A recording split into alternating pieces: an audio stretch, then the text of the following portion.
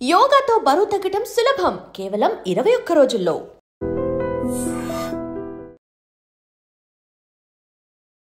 గణేష్ నిమజ్జనానికి సంబంధించిన శోభాయాత్రకు అన్ని ఏర్పాట్లు ఒకవైపు జరుగుతుంటే శోభాయాత్ర ఎట్లుంటది అండ్ ఖైరతాబాద్ వినాయకుడు ఎట్లా కదులుతాడు అంటే సెప్టెంబర్ 6వ తేదీ ఏ రోజు శనివారం రోజు ఖైరతాబాద్ వినాయకుడు ఎట్లా శోభాయాత్రగా బయలుదేరి నిమజ్జనం కాబోతున్నాడు. ఇట్లాంటి అన్ని ఒకవైపు అయితే ఇంకోవైపేమో మనకు తెలుసు బాలాపూర్ లడ్డు వేలం గురించి కూడా చాలా మంది వెయిట్ చేస్తూ ఉంటారు. ఇవి రెండే అతిపెద్ద ఇన్సిడెంట్స్ ఎక్కడైనా సరే. అంటే మన హైదరాబాద్కి సంబంధించి మాట్లాడితే గనక ఖచ్చితంగా బాలాపూర్ గణేష్కి సంబంధించి లడ్డు వేలం పాట ఎవరు దక్కించుకుంటారు ఏంది అనేది ఒక వార్త అయితే, ఇంకోవైపేమో ఖైరతాబాద్ వినాయకుడు శోభాయాత్ర ఇంకోటి.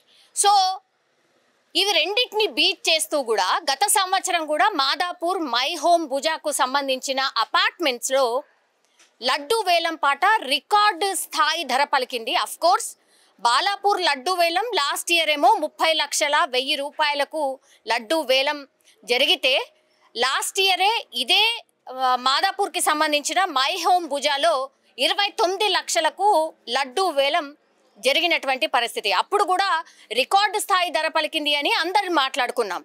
ఈసారి కూడా 11 రోజుల పాటు అంటే గణేష్ని కూర్చోబెట్టలేదు, కానీ ఈరోజే లడ్డు వేలం పాట అయిపోయింది. అందులో భాగంగా ఇప్పుడు ఈ మై హోమ్ భుజాకు సంబంధించిన లడ్డు వేలం పాటలో ధర ఎంత పలికింది లడ్డూది అంటే 51,77,777 రూపాయలకు ఏకంగా రికార్డు స్థాయిలో లడ్డు వేలం జరిగింది. అంటే దాదాపు 1/2 కోటిని దాటి కూడా ఈ లడ్డుని దక్కించుకున్నటువంటి వ్యక్తి ఎవరైతే ఉన్నారో ఆయన 29 లక్షలకు గతంలో మాదాపూర్కి సంబంధించిన ఇదే మై హోమ్ భుజాలో ఉంటూ లడ్డు వేలం పాట వాడిండు 29 లక్షలకు.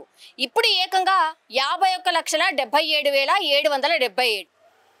సో ఇట్లా మనకు తెలుసు కొంతమందికి చాలా మందికి సెంటిమెంట్గా కొన్ని నంబర్స్ ఉంటాయి. అందులో భాగంగానే ఇప్పుడు లాస్ట్లో మీరు చూడండి 5 డిజిట్స్ కూడా 77,777 రూపాయలు.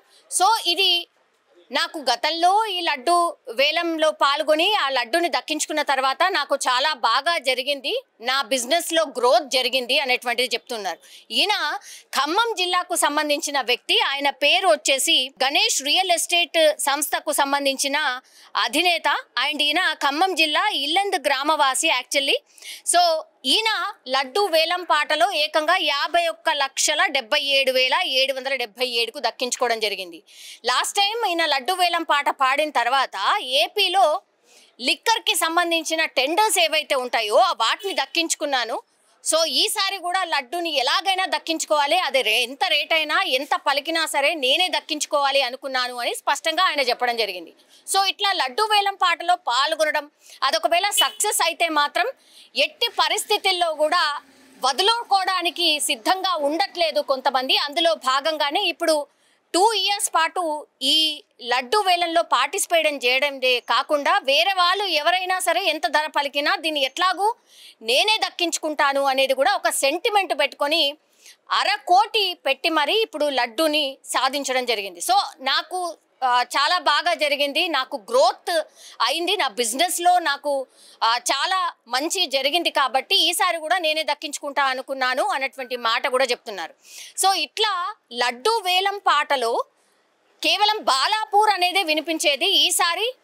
అండ్ లాస్ట్ ఇయర్ నుంచి ఇప్పుడు మై హోమ్ భుజాకు సంబంధించిన లడ్డు వేలం పాట కూడా ఇప్పుడు రికార్డు స్థాయి ధర పలుకుతోంది కాబట్టి అందరి చూపులు కూడా ఇప్పుడు మాదాపూర్లోని మై హోమ్ భుజాలో జరుగుతున్నటువంటి లడ్డు వేలం పాటలో పట్టం జరిగింది అనేటువంటి మాట అయితే స్పష్టంగా మనకైతే అర్థమవుతోంది. సో ఒక రకంగా విఘ్న నాయకుడు అంటాడు కదా, విఘ్నాలు తొలగించే వినాయకుడు కాబట్టి ఆయన దగ్గర రోజు పూజలు అందుకున్నటువంటి ఈ లడ్డుని దక్కించుకుంటే అన్ని విఘ్నాలు తొలగిపోయి అంత సక్సెసే జరుగుతుందని సెంటిమెంట్గా భావించే ఎన్ని లక్షలైనా కోట్లైనా ఇప్పుడు లడ్డుని దక్కించుకున్నట్టుగా మనకైతే స్పష్టంగా అర్థమవుతోంది.